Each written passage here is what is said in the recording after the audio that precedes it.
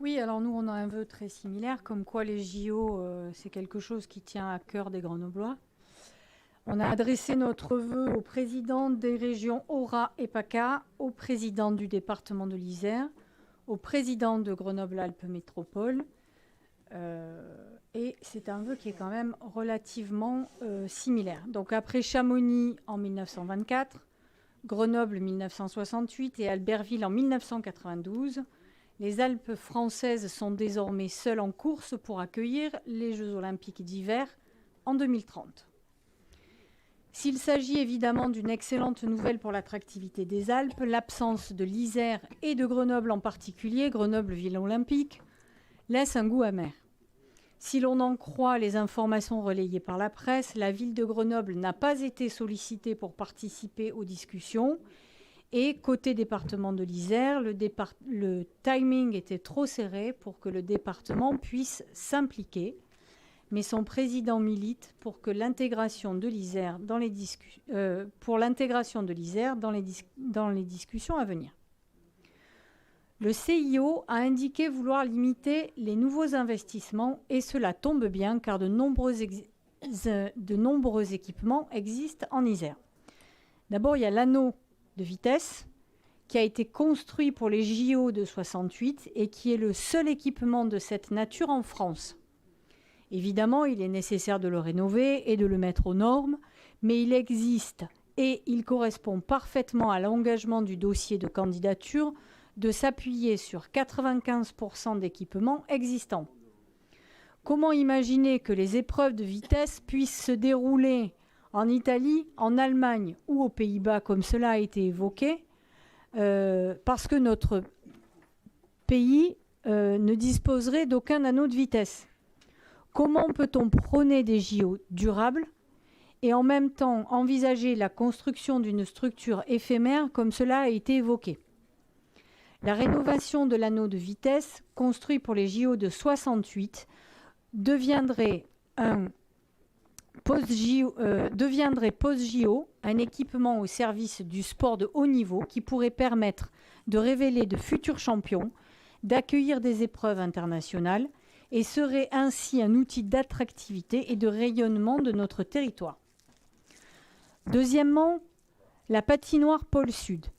La plus grande patinoire de la Ligue Magnus est deuxième de France, d'une capacité de plus de 4200 spectateurs qui accueille régulièrement des compétitions d'envergure.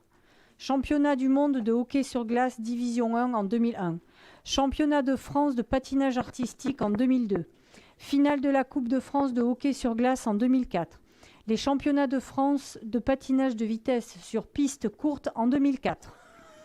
L'organisation d'épreuves à Pôle Sud semble d'autant plus pertinente que le pôle glace envisagé à Nice avec la construction d'une nouvelle patinoire sera insuffisant pour intégrer la totalité des disciplines, le hockey, le curling, le short track,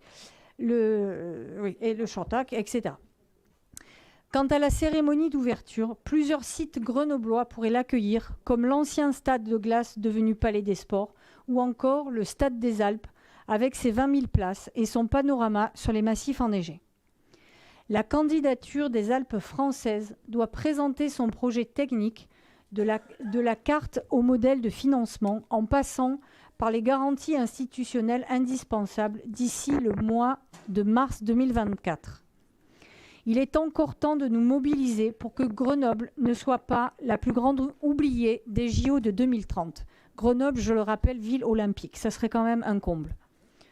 Le conseil municipal de Grenoble demande au président des régions Aura et PACA, au président du département de l'Isère et au président de Grenoble-Alpes Métropole d'intégrer les équipements présents à Grenoble, l'anneau de vitesse, patinoire Pôle Sud, Palais des Sports, Stade des Alpes, dans la candidature des Alpes françaises aux JO de 2030. Je vous remercie.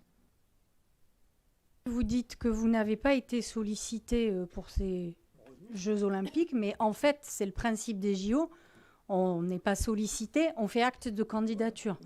Donc, bien évidemment, il faut que Grenoble fasse acte de candidature. Et si vous n'avez pas été sollicité, peut-être aussi est-ce parce que vous n'êtes pas sollicitable, vu la frilosité que vous mettez dans ce genre de choses. Il suffit qu'on émette ce vœu-là pour que Alan Confesson nous réponde avec emphase sur une blessure narcissique. Enfin, on n'en est pas là, quoi. Faut pas exagérer non plus. On dit juste qu'on est Grenoble, capitale des Alpes, ville olympique, et que, à minima, on fait acte de candidature. C'est pas une blessure narcissique. Et alors, en plus de ça, c'est une erreur financière, puisque c'était aussi le moyen de renouveler des équipements. Vous avez toutes les peines du monde à boucler des budgets. Vous n'arrivez pas à entretenir le patrimoine olympique de Grenoble. Quand on vous parle de partenariat public-privé, vous hurlez au scandale, parce qu'alors surtout pas. Et là, vous avez les moyens de rénover des sites qui pourraient ensuite être utilisés par les sportifs de Grenoble. Et vous ne voulez pas en entendre parler. Enfin, c'est totalement illogique les raisons pour lesquelles vous refusez de candidater.